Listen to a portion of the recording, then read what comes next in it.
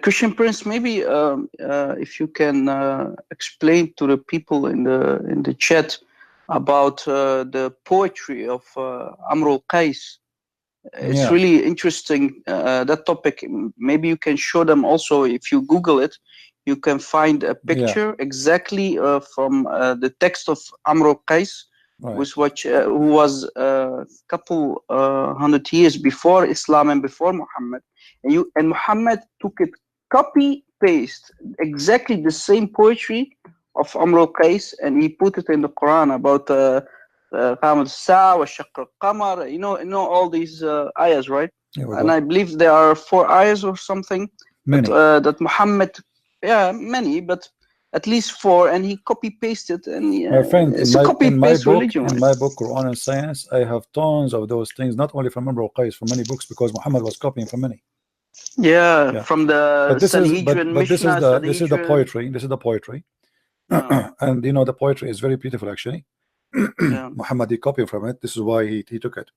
This is about the same about the moon split. That's true. Because when Amr al-Qais, he's talking about the splitting of the moon, he's talking about love between him and a woman.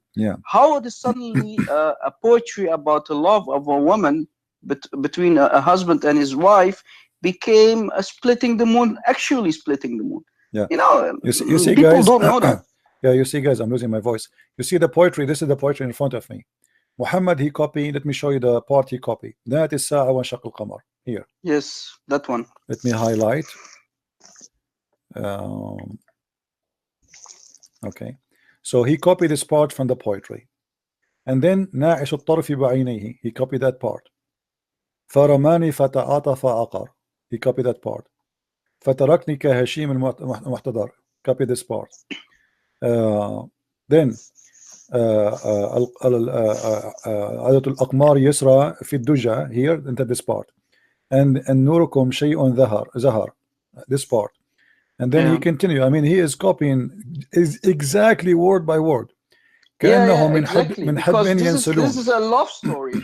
It's a love story between a man and his wife. And we know about the history of Amr al-Qais, Christian Prince. He was like the Romeo, basically the Casanova of his time.